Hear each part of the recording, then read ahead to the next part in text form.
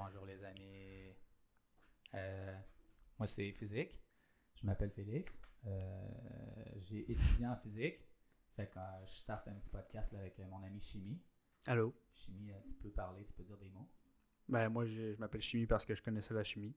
Puis c'est pas mal ça. D'accord. Bon, mais c'est ça. Fait que c'est notre premier podcast, premier épisode. Félicitations, mesdames et messieurs, vous êtes parmi nous. Vous allez voir que, étant donné que c'est notre premier podcast, premier épisode, félicitations les amis, on n'est quand même pas encore du calibre Joe Rogan. Des fois, je vais regarder mon écran parce que c'est moi qui dois gérer le podcast, alors qu'il y a des gens qui le font pour les autres quand ils sont meilleurs, puis nous, on est moins meilleurs. Exact. Fait que c'est ça. Exact. Fait que, en gros, notre podcast, on va parler de physique et de chimie. Oui! À date, le titre de notre podcast, c'est Physique et chimie en pandémie. Si vous avez d'autres idées, vous pouvez nous les envoyer, qu'on les regarde pas puis qu'on s'en sac. Exact. Fait que c'est simple, on va juste parler de nos sujets d'études respectifs parce qu'on aime ça, puis parce que c'est intéressant. Puis je pense que les gens, ils ont comme une approche, ils sont réticents parce qu'ils pensent que c'est super compliqué. Mais quand tu fais juste survoler les concepts puis expliquer les choses, c'est quand même assez intéressant puis ça se comprend très bien. Moi, ça va être des sujets. On va chacun notre tour à chaque podcast. On va dire un peu d'un sujet qui nous intéresse. Moi, il va tout le temps être plus axé sur la physique, puis chimie, il va tout le temps être plus axé sur la chimie. Aujourd'hui. Ben, même pas nécessairement. L'autre fois, c'est pas grave. Prochain coup, je vais parler de physique aussi, probablement. Bon, voleur. Fait que.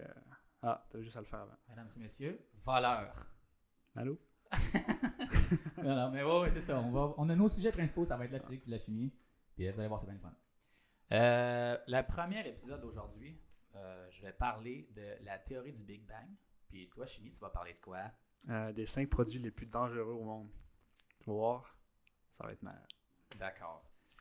Nice. Donc, j'espère que vous êtes prêts parce que nous, non. Donc, c'est parti. Fait que, OK, je vais commencer. Puis, étant donné que moi, c'est un petit peu plus pesant que les produits lourds. Les produits lourds, je trouve que c'est vraiment plaisant. Là, je les connais un peu parce que. Les produits lourds? Pas lourds, excuse. Les produits. Dangereux.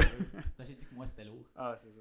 Fait que, c'est ça, je les connais un peu. Puis, je trouve ça vraiment nice. Puis, ça va être le fun de finir là-dessus. Alors, je commence avec la théorie du Big Bang parce qu'il y en a plein qui en parlent beaucoup. Puis, ça intéresse beaucoup de gens. Puis, je pense qu'on a des conception un petit peu, j'ai des anglicismes, misconception, comment tu dirais ça?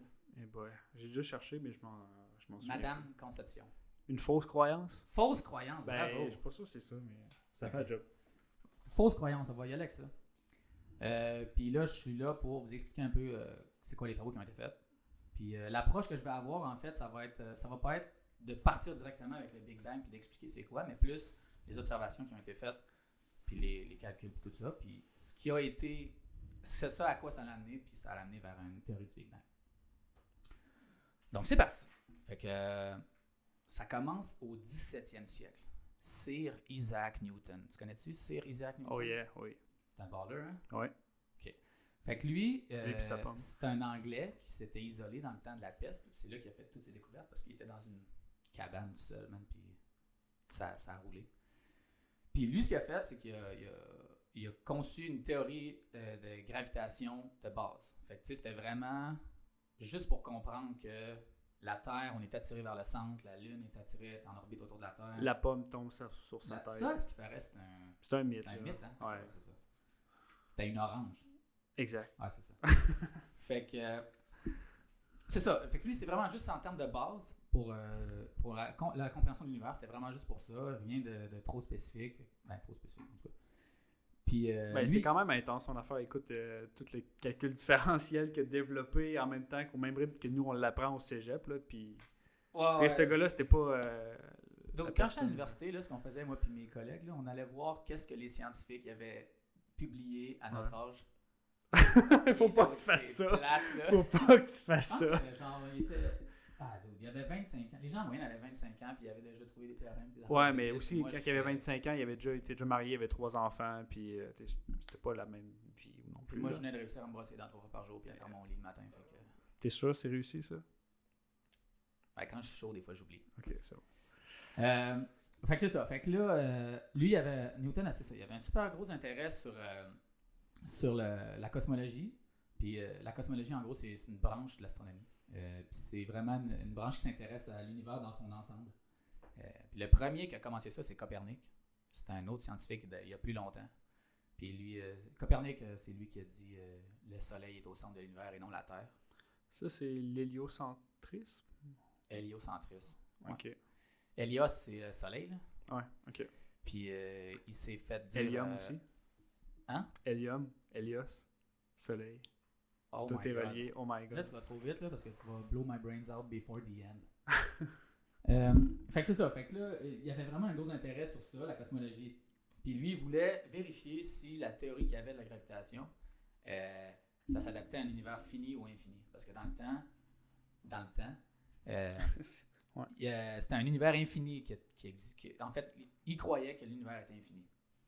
Puis, fait que c'est ça. Fait que là, lui, il prend ses observations, puis il essaie de voir dans quel scénario ça fonctionne le mieux. Mais là, il est comme pogné parce qu'il n'y a pas de résultat qui est comme intéressant autant d'un côté que de l'autre. Fait qu'il est comme pris dans une impasse, puis il fait, bon, de la merde. Rien de concluant, puis je passe à autre chose. C'est ça. Il est allé faire ses travaux en maths, puis en optique, puis il a fait plein d'autres découvertes pas mal plus vraiment importantes.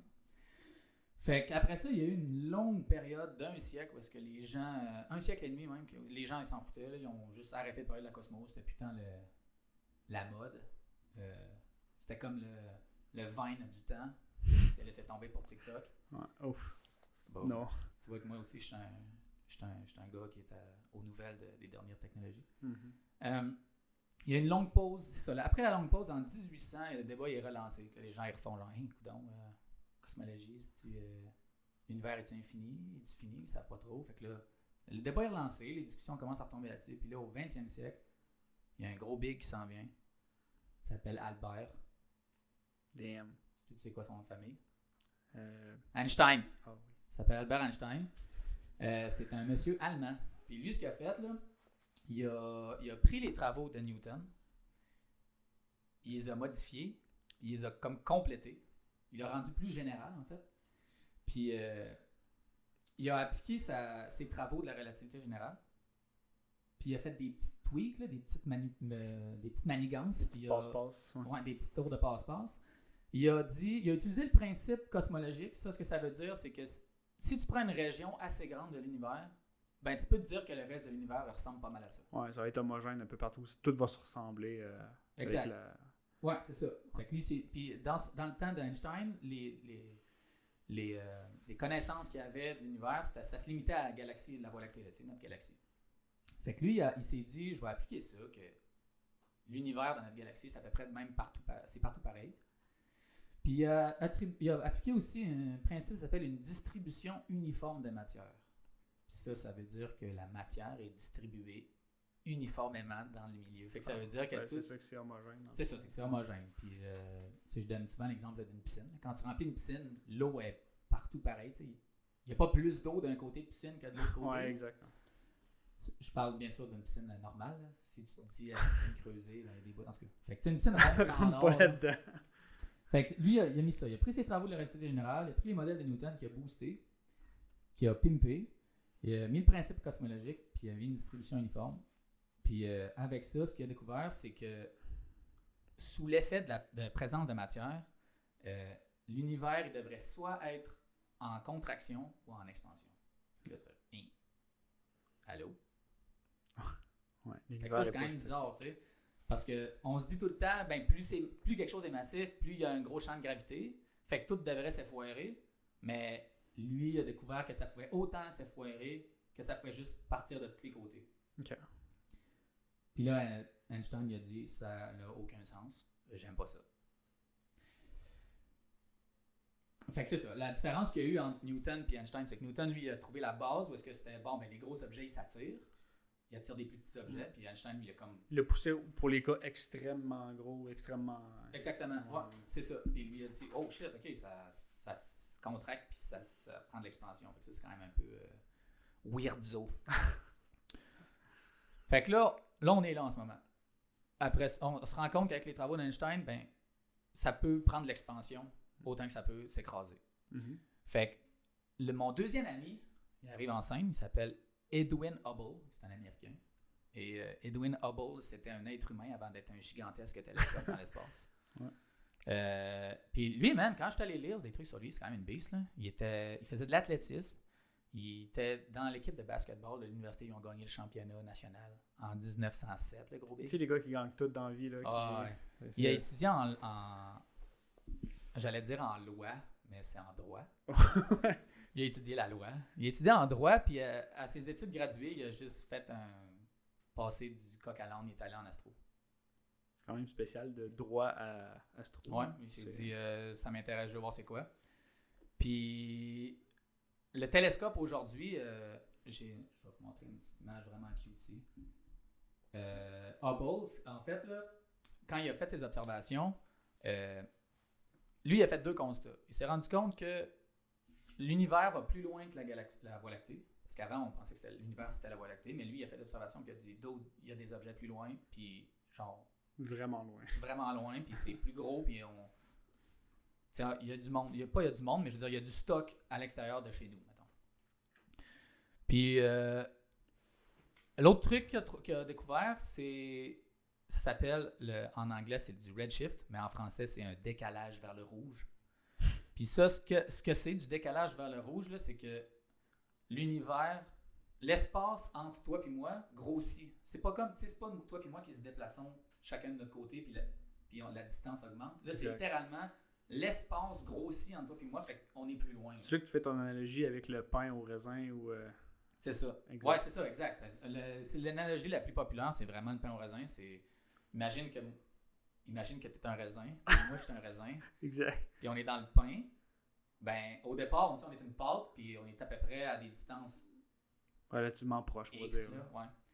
Bon, ben quand le pain cuit, il grossit. Mais les raisins, ils grossissent pas. Ben c'est ça, les raisins grossissent pas, puis c'est pas comme s'ils se déplaçaient, c'est vraiment juste que l'espace grossit, fait que les raisins sont plus distancés l'un de l'autre. Fait qu'en gros, c'est ça que du décalage vers le rouge, là. C'est que la lumière, étant donné que la lumière s'en vient à notre œil, l'espace grossit tout le temps, puis ça fait étirer, ça étire la lumière, puis quand la lumière est étirée, ça se décale vers une couleur plus rouge. Fait que c'est ça qu'il a découvert, puis tout ça, ça concorde avec quelque chose qui est en expansion. Comme Einstein, lui, avait trouvé avec ses calculs, ça peut être en expansion. Hubble, lui, trouve ça peut être en expansion.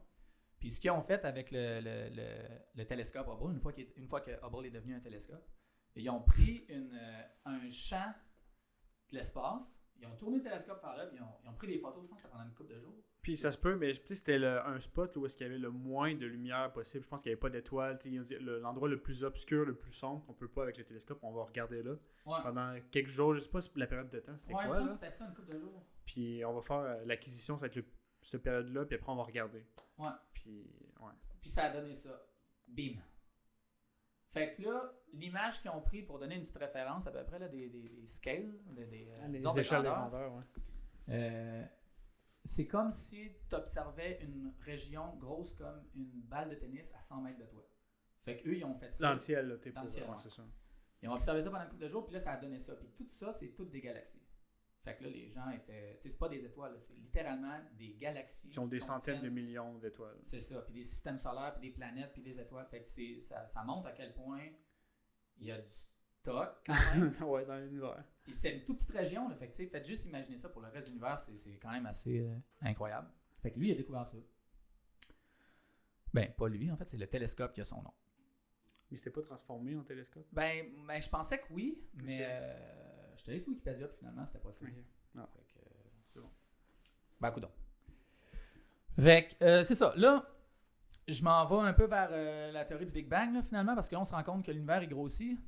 Puis, la pensée qui vient tout de suite, c'est si ça grossit, c'est que ça appartient à quelque part. C'est ça, il a fallu que ça soit petit, puis que ça prenne de l'expansion. Fait que, si on retournait vers l'arrière, on faisait le trajet inverse, on reculait dans le temps, ben plus tu recules dans le temps, plus la densité de l'univers elle grandit.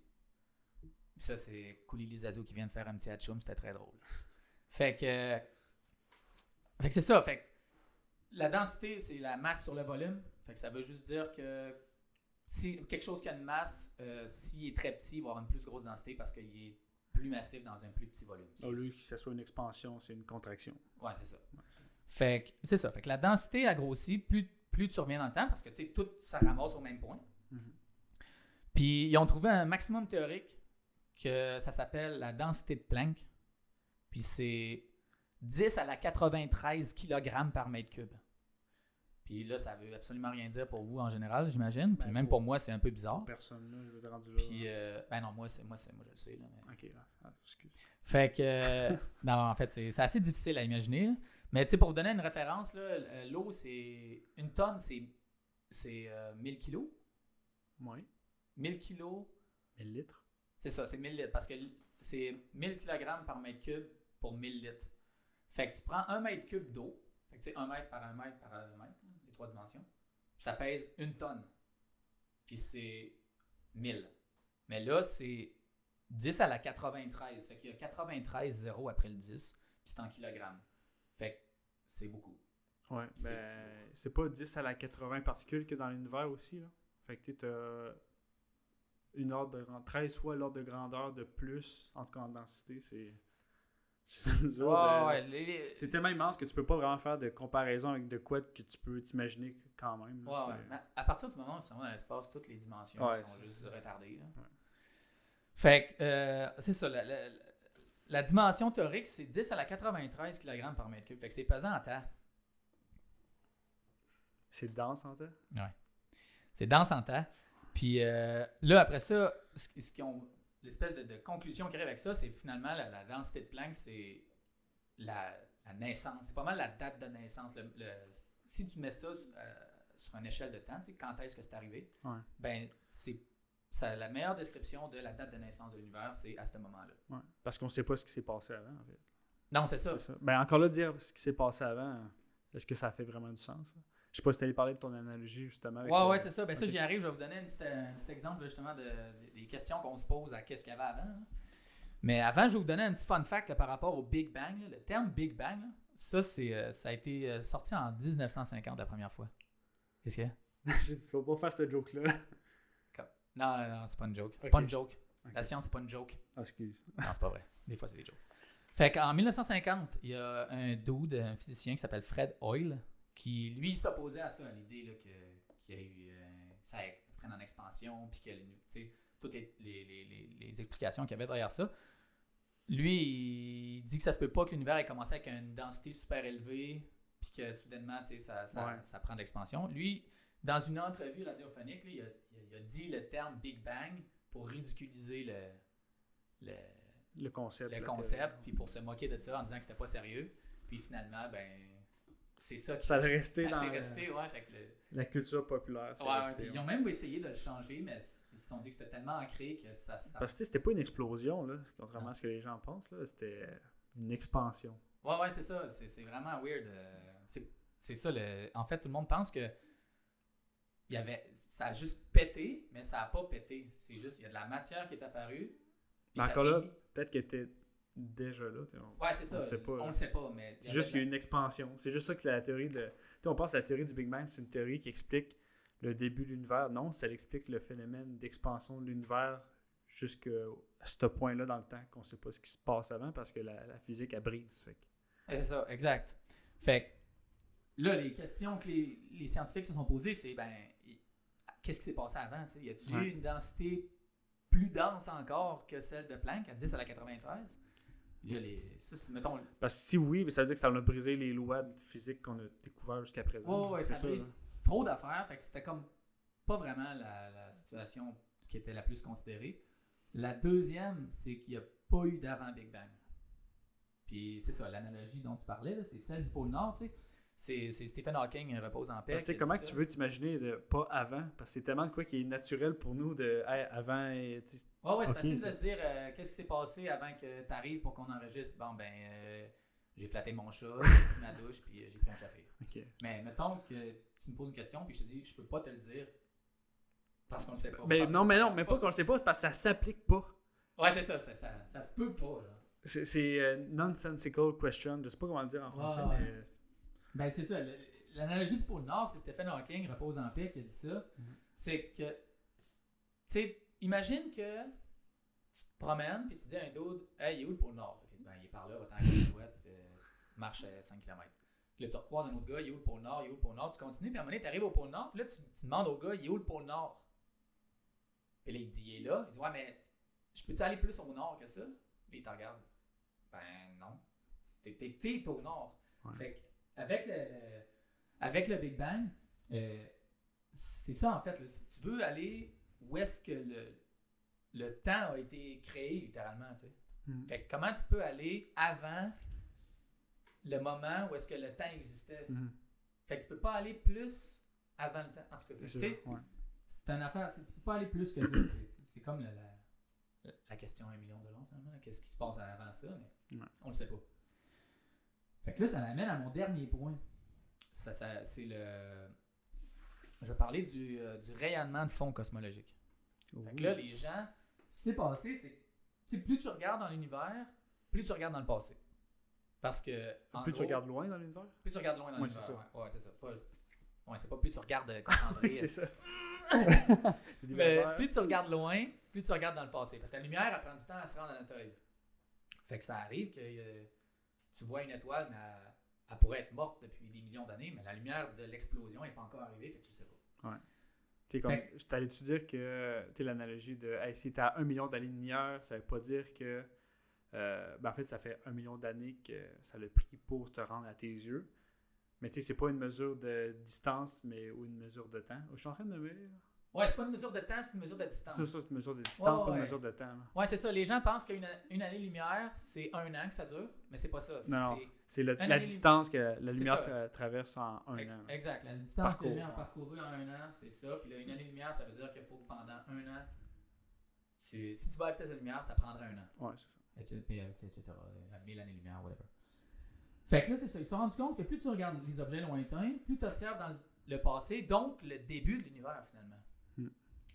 Puis là, les gens se sont dit, y a-t-il un endroit où on peut regarder tellement loin qu'on pourrait voir le Big Bang, finalement, parce que la lumière ne se serait pas rendue à nous encore. Fait que là, les gens ont dit, let's go, on va regarder les gros Big. Ben oui.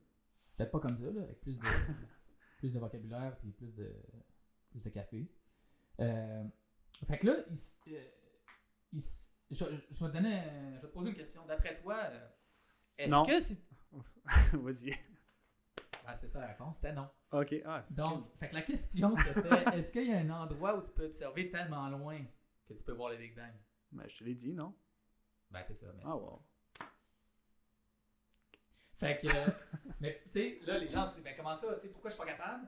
Puis ce qui se passe, en fait, c'est que tu arrives à un point où est-ce que tu as comme un genre de voile où est-ce que tu peux pas voir après. Puis cette voile-là, c'est le rayonnement de forme cosmologique. Puis, je vais appeler ça le RFC, là, parce que rayonnement de fond cosmologique commence à être dur un peu sur ma bouche. Le RFC, c'est le résultat de la thermalisation des photons. Et boy, fait que là, je vais vous expliquer résultat. Après ça, je vais vous expliquer. Fait que thermalisation, là, ça veut juste dire prendre la température de la pièce. Fait que tu sais, mettons, tu te dis, ma tasse de café, c'est thermalisé avec mon salon. C'est comme une façon de dire, mon café est rendu frais.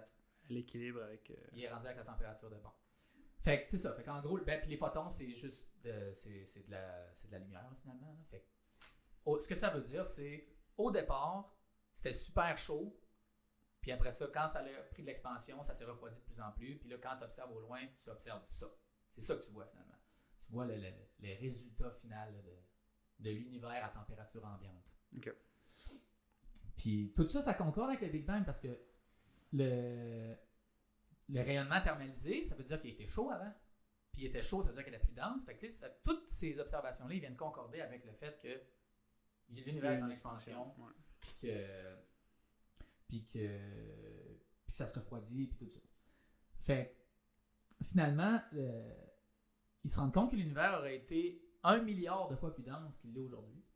Fait que c'est quand même dense. Puis tu peux pas observer finalement plus loin. Tu vas toujours avoir cette espèce de filtre-là qui t'empêche, l'espèce de adblock de l'univers, c'est ça. Mm-hmm. Fait que j'ai un petit quelque chose pour vous qui est quand même capoté pour les oreilles. Fait que soyez prêts. En gros, c'est un physicien de l'Université de Washington qui s'appelle John Kramer. Puis ce qu'il a fait, lui, c'est qu'il a pris les données du rayonnement de fond cosmologique. Il les a converties en énergie. Parce que la lumière, c'est de l'énergie. Le rayonnement, c'est de l'énergie. Il a converti cette énergie-là en fréquence. E est égal à H mu, c'est ça? Ouais. Fait qu'il a converti en fréquence. Puis avec ça, il était capable de l'entendre. Comme des ondes sonores, c'est des fréquences aussi. Il était capable finalement d'aller chercher un son qui est comme un peu un son qui ressemble le plus à ça. Oui, parce que j'imagine, ces fréquences-là, tu peux pas avoir un son. Non, c'est ça. C'est comme fait, j'imagine, une échelle de grandeur. Oui, c'est ça. Il a amplifié, il a amplifié c'est 10 à la 26, là, fait que c'est 10 avec 26 zéros. Fait qu'il a multiplié par 10 avec 26 zéros pour qu'on puisse l'entendre parce que le son est trop faible. Okay. Ça donne de quoi de quand même bizarre parce que, en fait, ce qu'on entend finalement, c'est on entend le Big Bang. Parce que le Big Bang, ça n'a pas fait un bang. Ça a fait un son bizarre que je vais vous faire écouter. Dans le fond, ça représente un échantillon de son de 380 000 années à 700 000 années après le Big Bang. Fait que lui, il était capable d'aller recueillir ces données-là 380 000 à 700 000 années après le Big Bang. C'est quand même long, hein? Mais sur l'échelle de l'univers, c'est rien, ouais. Puis ça a donné ça. Je l'ai bien ça. On va aller faire play ça. 3, 2, 1. Là, je vous l'ai mis en vitesse normale. Là, ça dure...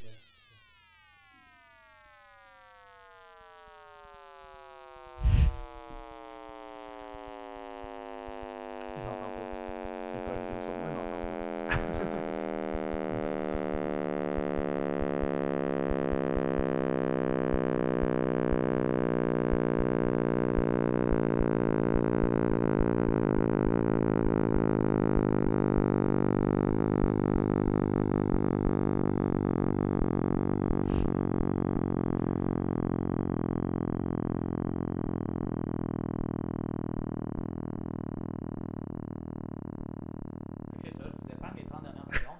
Ça continue de faire un gros pet de même. Là.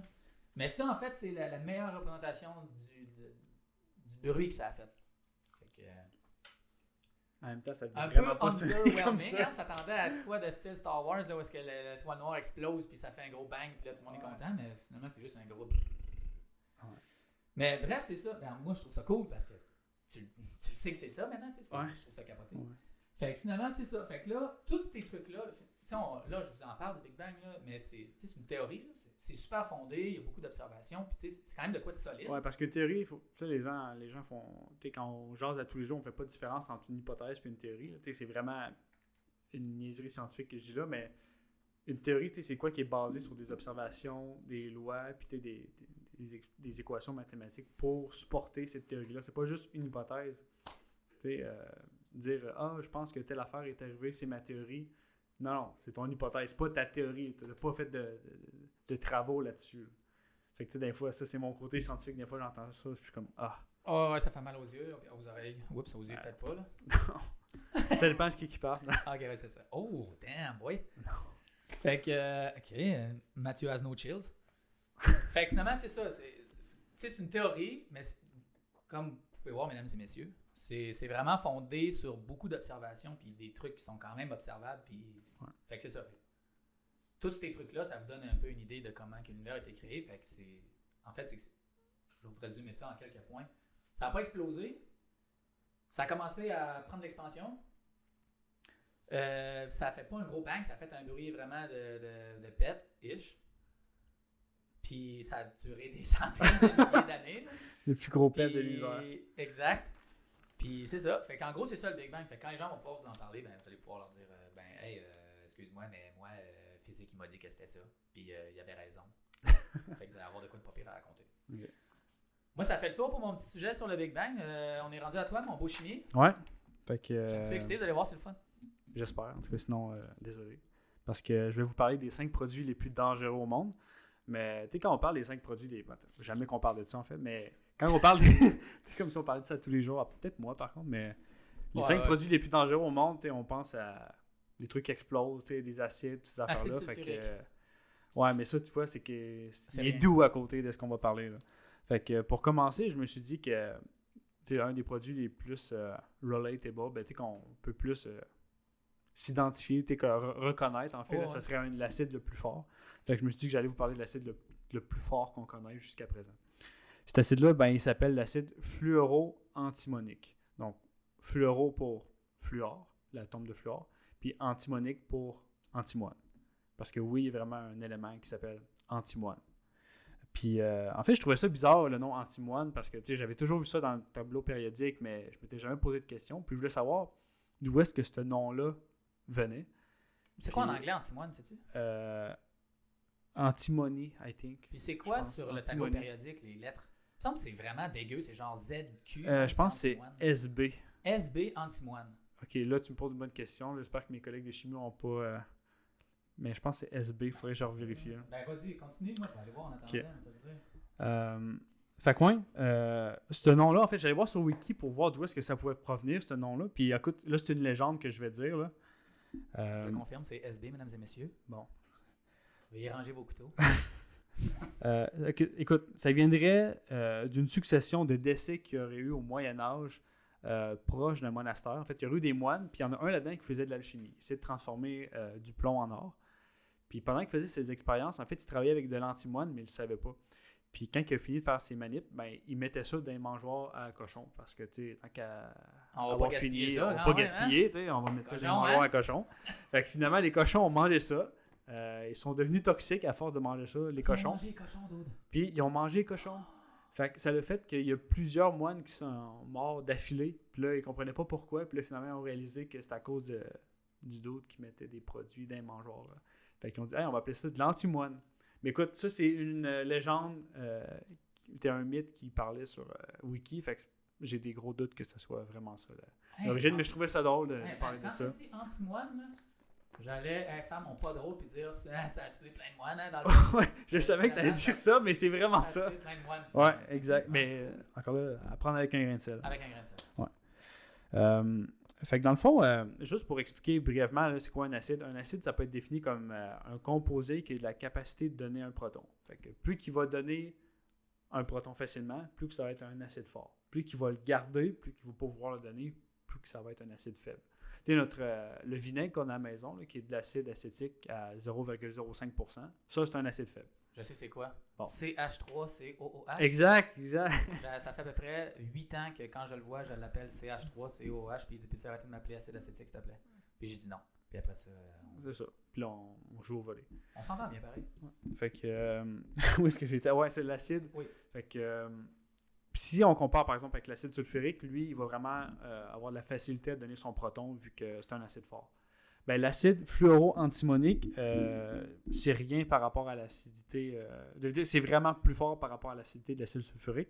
C'est 10 millions de milliards de fois plus acide que l'acide sulfurique. L'acide sulfurique, mettons, c'est l'acide classique qu'on voit qui fait des trous dans les films? Pas tout à fait, mais c'est un peu Hollywood, mais ça peut dissoudre la peau sans problème. C'est jaune, hein, il me semble? Ça va faire des taches. Mais en fait, l'acide nitrique va en faire.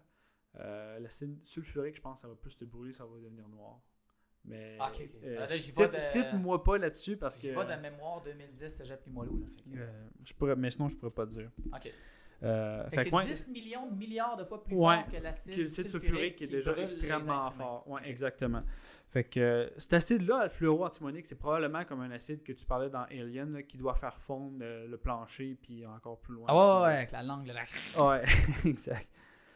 Puis ce qui est le fun aussi de cet acide-là, c'est qu'après que l'acide s'est dissous sur toi, ben, il reste le fluor puis l'antimoine qui, eux, en fait, le fluor aime beaucoup les os puis le calcium, fait que ça va aller s'attaquer à tes os. Fait que vraiment, si t'en as sur toi, ça va vraiment pas bien. OK. Donc, juste pour finir sur ce produit-là, on ne sait pas grand-chose de cet acide-là parce qu'il est tellement corrosif et tellement dangereux qu'on ne peut pas le manipuler sécuritairement puis on ne peut pas l'étudier facilement. Fait qu'on sait juste que c'est un acide qui est très fort. C'est ça. Puis comment tu le ranges? Pas dans un Ziploc quand même? Non, mais ça doit être dans des contenants de Teflon. Mais écoute, encore là, il faudrait que je vérifie. Là. Ben sûrement, là, c'est ça, le matériel qui réagit le moins avec ça pour pas que ça pète. Là. Ouais. Fait que c'est ça. Tu veux pas travailler avec ça dans un lab de chimie.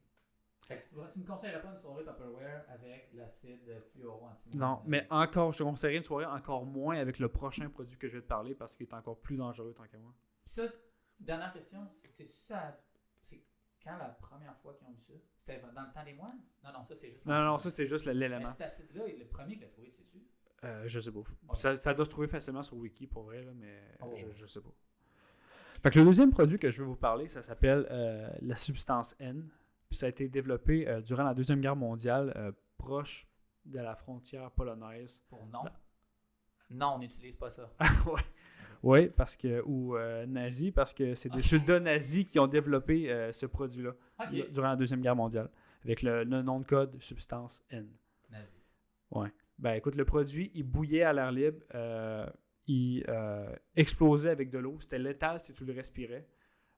Fait que tu voulais vraiment pas travailler avec, parce qu'en plus, il se décompose naturellement en acide fluorhydrique. Fait que c'est... Non, tu travailles pas avec ça. Fait que c'est le diable. Puis ça se décompose en mini-diable. Exact. Okay. Juste pour vous donner une idée, la substance N, écoute, c'était censé être utilisé dans des lance-flammes de nazis. Ils voulaient mettre du feu là-dedans en plus? Ben, ils voulaient faire brûler ça parce que c'est tellement réactif qu'ils voulaient mettre ça dans des lance-flammes puis shooter ça sur des bunkers alliés. Puis écoute, ça devenait tellement chaud que ça pouvait atteindre en théorie 2400 degrés Celsius. Puis la lave qui sort fraîchement du sol, c'est à 1000 degrés Celsius. Fait que c'était 2,4 fois plus chaud en théorie que de la lave. Fait que tu pouvais littéralement faire fondre du béton ou des bunkers avec ça. Fait que ça avait un intérêt au niveau de la guerre. Mais les nazis se sont rendus compte que wow, c'est comme c'est juste trop dangereux, on ne travaillera pas avec ça. Tu sais quand les nazis disent wow, là. Ouais, c'est que ça va vraiment pas bien. Là. Tu veux pas travailler avec ça. Initialement, en fait, il était prévu par l'armée allemande de produire 90 tonnes par mois durant la Deuxième Guerre mondiale pour justement la guerre. Et finalement, on a juste fait 30 tonnes durant toute la guerre parce qu'ils ne voulaient pas travailler avec ces produits-là. Puis comment ça fonctionne, la substance N? En fait, ça s'appelle, le vrai nom, c'est le trifluorure de chlore. Ça, c'est un agent qui est fluorant. Puis ça fait des feux de fluor. Juste pour vulgariser, là, qu'est-ce que c'est? Parce que quand on a besoin de faire un feu, qu'est-ce que ça prend? Ben, ça prend du combustible, du comburant, puis de la chaleur, pour partir un feu. Ouais. Ben, le combustible, c'est pas ça l'agent fluorant. La chaleur, c'est pas ça l'agent fluorant. C'est l'agent comburant. C'est l'oxygène. Okay. Parce que dans notre feu, l'agent comburant de base, s'il n'y a pas d'oxygène, tu n'auras pas de feu. Ben, la substance N, le trifluorure de chlore, ça va remplacer l'oxygène, ça va être l'agent oxydant. Puis avec ça, tu vas être capable de brûler des affaires que d'habitude, tu ne peux pas brûler, comme du béton, du ciment, de la brique ou des trucs qui ont déjà été brûlés, tu pourrais les rebrûler encore. Fait que tu pourrais prendre un bol de cendre. Ouais. Tu mets un petit peu de trifluo chose. Ouais. Comment? C'est le trifluorure de chlore. Okay. 3 fluorures chlore. OK, trifluorure de chlore. Fait que là, tu prends un tas de cendre. Ouais. Parce que, tu sais, on sait que ça brûle en tête, de la cendre. Ouais. Puis tu t'arroses ça un peu. Tu mets une petite allumette. Non, écoute, juste à l'air libre, ça va... OK, t'arroses ça et ça prend en feu. Ouais, littéralement, là. Ben écoute, il y a eu un accident vers les années 50 d'une cargaison de trifluorure de chlore et qui ont transporté ça dans un camion-citerne. C'était quoi l'idée de transporter une aussi grosse quantité dans un camion-citerne? Je ne sais pas à quoi ils ont pensé. Parce qu'on peut. Oui, exact. Bref, ce qui devait arriver est arrivé. Le camion s'est percé. Puis il y a littéralement 1 tonne du produit qui s'est déversé sur la route.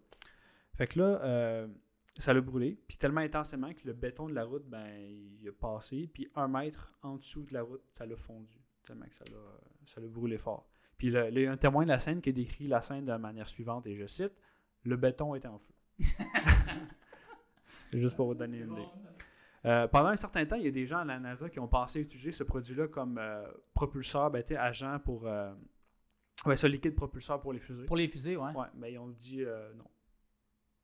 Parce que... Ils ont dit non, à cause que c'est... Ils ont dit, on va le tester, puis finalement, en fait, c'est un petit peu trop réactif. Ça, je dis la solution N. Non. La solution N. On prend pas ça pour les roquettes. Non, on prend pas ça pour faire brûler du béton. Ouais. Non, on range ça, s'il vous plaît. Exact. OK, là, tu t'en vas sur d'autres produits, là? Non, en fait, c'est juste, pour terminer, que c'est encore utilisé de nos jours, mais pour faire du nettoyage de matériaux semi-conducteurs. Fait que, écoute, si tu mets ça sur un produit, ça doit tellement comme tout brûler qu'il ne reste plus de matière organique, puis ta surface est vraiment clean, mais je me dis, la surface doit être brûlée aussi rendue là. Je ne sais pas comment ils font, là, mais c'est spécial. OK. Ouais. Troisième produit. Yes, sir, je suis prêt. C'est le produit le plus explosif au monde. Okay. Ça s'appelle le... J'ai juste le nom anglais, je sais pas pourquoi. Non, ça c'est... C'est pas lui? Ah, attends, je l'ai. Ouais, c'est ça. Ça, c'est le produit le plus explosif au monde. Fait que ça, c'est si tu manipules le produit, ça, c'est toi. Ouais, exact. OK. Merci, Sim, pour le dessin. C'est vraiment représentatif. Shout out. J'ai juste le nom anglais du produit, c'est Azido Azide Azide. C'est Azide. C'est un composé qui fait partie de la classe des produits appelés matériaux azotés à haute densité énergétique. Je pensais que tu allais me dire que c'est un produit qui est associé à la catégorie imprononçable. Ouais, entre autres aussi, mais en chimie en général, c'est pas mal toutes ces catégories-là. Ouais. Écoute, juste pour t'expliquer le principe, tu sais, des molécules d'azote, là, c'est ce qu'il y a dans l'atmosphère. Puis pour briser, comme faire des réactions chimiques avec ces molécules-là, ça prend tellement d'énergie que c'est pas mal juste les éclairs qui peuvent faire briser ces molécules-là. OK. Puis, fait que si on est capable chimiquement de les rendre dans des positions instables, la molécule d'azote va vouloir vraiment retourner à sa conformation stable comme elle qu'on a dans l'atmosphère. Fait que ça va devenir super instable puis ça va dégager beaucoup d'énergie si... Dégager beaucoup d'énergie. Dégazer, ouais. Mais dégager beaucoup d'énergie si ça retourne à sa conformation. Fait que si on est capable de le mettre en position instable, ben ça va devenir comme un explosif. OK. Fait que là, ça c'était ça. Puis, ouais, c'est ça, je voulais regarder en fait s'il avait étudié un peu le produit. Puis on était capable de faire quelques études dessus, mais c'est tellement sensible qu'ils n'ont pas été capables de faire grand-chose. Il y a une équipe de chimistes allemands en 2010 qui a sorti un rapport sur le produit. Encore je vais citer. La sensibilité du Azido Azide est au-delà de nos capacités de mesure. Le moindre petit choc ou infime friction conduit à une décomposition explosive. Fin de la citation. Puis j'ai aussi trouvé une liste des produits qui faisaient exploser le Azido Azide. OK. Il y a je vais remettre la petite image pendant que tu dis tout ça. OK. Il y a le bouger, le toucher, le dissoudre en solution, le laisser sur une assiette de verre, l'exposer à de la lumière vive ou des rayons X, le mettre dans un spectrophotomètre, allumer le spectrophotomètre, puis la dernière chose qui le fait exploser, c'est absolument rien. OK. Ils l'ont mis dans un contenant pour empêcher les chocs dans une pièce sans lumière avec température contrôlée, puis exploser quand même. Fait que c'est le genre de produit que si tu travailles avec, ben t'es content d'avoir tous tes doigts à la fin de la journée. Ouais, mais si tu travailles avec, il y a quelque chose que tu n'as pas compris. Là. Ouais. Ou ben non, t'es bien payé. Ouais, exact. Quatrième produit, le produit le plus toxique au monde. Ça s'appelle le diméthylcadmium. OK. Fait que, tu sais, le cadmium de base, là, c'est un métal qui est assez... l'image. C'est un métal qui est assez... Merci, Pat, pour l'image. C'est un métal qui est assez toxique de base. C'est du chouquel que le gars, il sort? Ouais, peut-être bien. OK. Fait que ça, le cadmium, c'est assez toxique de base. Puis le fait qu'on y mette 2-méthyl, ça le rend, selon moi, beaucoup plus soluble dans le tissu organique. Fait qu'en plus, qui va s'accumuler. Puis, comment ça s'appelle, tu dis? Du diméthylcadmium. OK. Fait qu'il y a des effets toxiques aigus et chroniques, ce qui veut dire qu'il va te tuer maintenant et plus tard. OK. Il a été synthétisé une première fois en 1917, devine où? En Allemagne! Fait que tous mes produits pratiquement proviennent de l'Allemagne, c'est drôle. C'est très drôle. Le chimiste qui l'a découvert, il est mort dans son labo à 37 ans parce qu'après avoir respiré trop de chlore. Mais avant de mourir, il a étudié le diméthylcadmium, puis voici ce qu'il a pu obtenir. Lorsqu'on respire le produit, il est absorbé instantanément dans notre système sanguin. Et du même coup, il va affecter majoritairement les organes qui sont très infusés du sang, c'est-à-dire nos reins, nos poumons et notre foie. Fait que ça va pas bien si t'en respires. Il va agir en arrachant des électrons des autres molécules, c'est-à-dire que c'est comme un gars qui va taxer tout le monde sur son passage sans exception. Là. Puis ça va vraiment pas bien non plus dans ce temps-là. Donc, ça va empêcher les molécules essentielles de notre corps de bien fonctionner. Donc, il va probablement, si ça ne tue pas là, te donner le cancer plus tard. OK, parce que tout ça, c'est la partie qui va te tuer maintenant. Oui. Fait que c'est ça. Fait que si t'as pas... Si, mettons, t'es chanceux, puis t'as pas une dose létale, tu vas avoir le cancer. Oui, probablement, assurément. Ouais. OK. Puis tu peux même tousser, être infecté ou je sais pas quoi. Ouais. Aïe. Ouais. Puis là, tu te dis, je pense que ça commence à aller mieux. Bonjour, monsieur, vous avez un cancer généralisé, vous allez mourir dans 2 semaines. Ouais, peut-être. Écoute, les limites de sécurité, là, c'est 1 millionième d'un gramme par mètre cube d'air. Fait que c'est un gramme divisé par 1 million. OK. 1 gramme, tu divises par 1 million. Tu mets ça dans un mètre cube d'air. Là, si tu dépasses ça, c'est plus sécuritaire. Il faut que tu quittes l'endroit. Ouais. Puis, j'ai une question pour toi, Félix. Tu m'en as posé une. Si tu fais un déversement, comment est-ce que tu peux le ramasser sécuritairement? Tu pognes... Ah, c'est facile. Easy. T'as-tu déjà vu le chamois? La grosse affaire orange, là. Ouais. Tu mets ça là-dessus, ça absorbe tout. Après ça, tu le prends, tu le twists comme l'annonce. Puis après ça, tu vois, il est comme neuf. Et puis même que tu peux en avoir genre 4 quand tu achètes des 15 prochaines minutes. OK. Ben, je t'arrête tout de suite parce que tu vas être mort avant de faire ces autres étapes-là. Tu peux rembourser mes chamois? Non. Parce que si tu le restes le produit avec de l'eau, il dégage énormément de chaleur puis d'hydrogène, fait que ça va exploser. Tu peux pas faire ça. Si tu le ramasses avec un balai, par exemple, ou le chamois, mais sans le mouiller, la friction le fait prendre en feu. Fait que ça non plus, c'est pas une bonne idée. Qu'est-ce que tu peux faire à ce moment-là? Ben, je sais pas, parce que si tu le laisses là, ben, il va se décomposer en peroxyde de diméthylcadmium qui, lui, explose encore plus facilement que si tu le frottes. Donc, en plus, ça a l'air qu'il y a une odeur désagréable comme produit. Ça stresse de boire de l'eau, man, des fois, quand tu racontes des affaires comme ça. Ouais. Parce que tu me racontes des affaires, parce que ça, c'est des produits, là, whatever. Ouais. Puis tout pète, puis tout donne le cancer, puis tout le monde meurt. Puis là, moi, je m'en vais... Ouais, mais il faut relativiser parce que tout est un produit chimique dans la vie. Là. Les gens qui disent moi, je prends pas de produits chimiques, tu peux pas. Là. C'est comme la joke... ouais, pas si drôle que ça. Okay. Ben, je vais passer à mon 5e produit, qui est un peu différent des autres parce qu'il va pas te tuer, mais il y a vraiment juste une odeur qui est désagréable. Ton haleine du matin?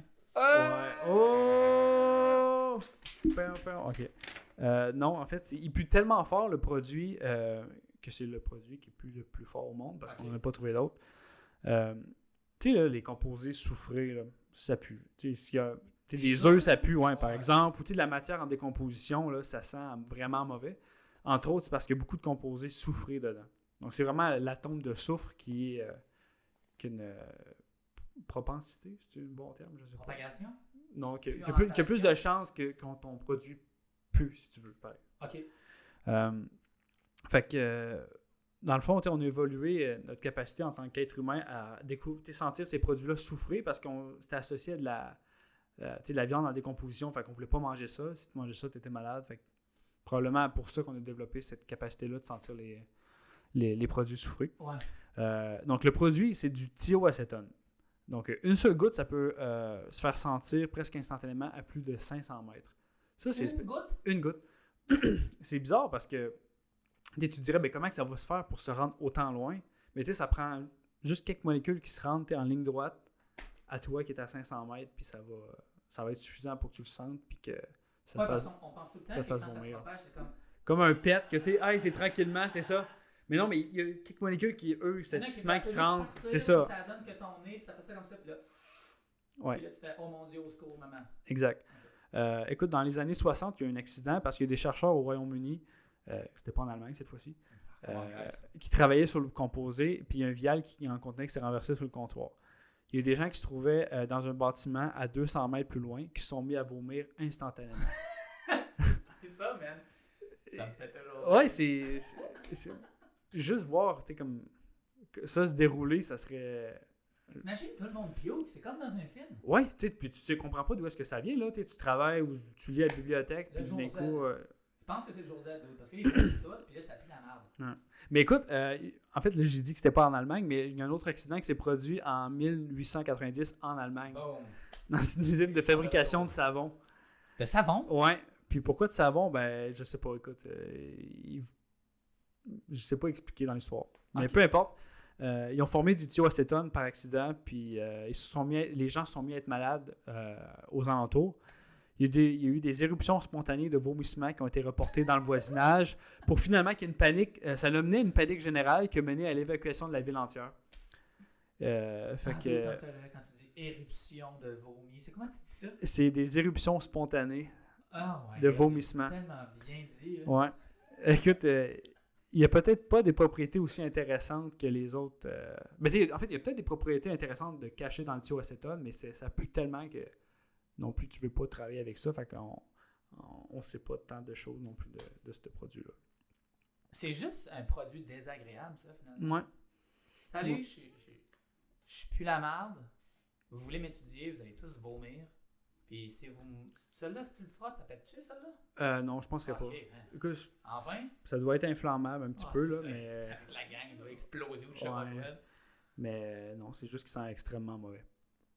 Puis c'est le genre de choses que tu t'en as sur tes gants puis tu les jettes dans la poubelle à côté. Non, tu fais ça, tout le monde dans un rayon de 500 mètres vomit instantanément. Ça prend des précautions vraiment dédiées à travailler dans une boîte qu'il n'y a rien qui sort. Puis... Hey, dude, puis moi, des fois, je fais la litière à gros bout d'assu, man, puis ça pue, là. Ouais. Imagine si elle faisait pipi du... Il y a une partie de moi qui aimerait ça sentir l'odeur pour voir qu'est-ce que ça fait. Un problème. J'aimerais ça sentir cette odeur. Non, mais vomir. Tu serais pas curieux de quoi qui sent tellement mauvais que ça te fait vomir instantanément? Non, je me mets le nez dans sa litière, man, après une bonne drive, là, puis... Ouais. Je me dis, j'ai rien qu'à m'imaginer. Je trouve curieux. Je trouve que c'est calme, mon affaire. Ah, toi, t'es là-dedans à côté, là, fait que c'est sûr que c'est ton truc, là. Tant que ça me donne pas le cancer que je respire ça. Ah, c'est ça. C'est peut-être le seul des produits que tu viens de nous présenter qui est tu peux respirer. expérimental. Ouais. Ben, pas expérimental, mais tu peux expérimenter. Ouais, c'est ça. Hey, fait que ça fait le tour. C'est une belle liste d'épicerie, ça. Ouais, bonne chance pour acheter ça. Ça sera. Oui. Fait que, écoutez, ça va ressembler à ça. Ça va ressembler à ça. Hein? Ouais. T'avais-tu un mot de la fin? Ouais. Je sais même pas de quoi je vais parler le prochain. C'est quoi j'ai dit la dernière fois? Je sais plus. C'était-tu la masse? Le poids? Je sais pas, là. En sac. Je vais te le dire, moi, exactement, c'est quoi. Parce que là, on va quand même vous finir sur un. Comment t'appelles ça? Un teaser? Un teaser. Non, un cliffhanger. Cliffhanger. Un. Bulbasaur. En français. Falaise. Retenir falaise.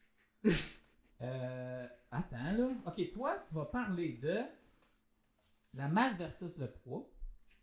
C'est quoi la différence? Avec les mesdames et messieurs, ce n'est pas exactement la même chose. Puis moi, je vais parler de la structure des étoiles. Fait que comment que ça fonctionne, c'est fait comment, puis... T'es-tu des sphères ou des D20? Ou c'est des carrés ou c'est plat. Ça pourrait être plat, hein, tu sais. Ouais. L'étoile Ou pourrait des être beignes. plate, ou comme la Terre. Ou... Exact. C'est une blague, la Terre est pas plate. Puis là, c'est là que ça bloque. Ah, j'ai échappé. Fait que finalement, ça va ressembler à ça. Des petites capsules comme ça. Fois de temps en temps, on parle de chimie, parle de physique, parle de science. On essaye d'être un peu mongol pour vous donner le goût. Pas que ça soit trop compliqué finalement. Là. Si jamais vous avez des petites questions, on est ouvert aux questions, n'importe quoi. On va essayer d'y répondre. On n'est pas des experts, on est des gens formés, éduqués. Informé? Informés. Ouais. Informé, mais pas expert. C'est ça. Fait que vous pouvez poser des questions. Nous, on va en pogner quelques-unes si ça vous intéresse. S'il n'y en a pas, ça nous fait rien que moins de job. Moi, ça me fait plaisir aussi. Donc, ça ressemble pas mal à ça. Prochain épisode, on le sait pas, on verra. Tu peux arrêter l'épisode, c'est correct. Fait que, on se dit à la prochaine, les amis! Et...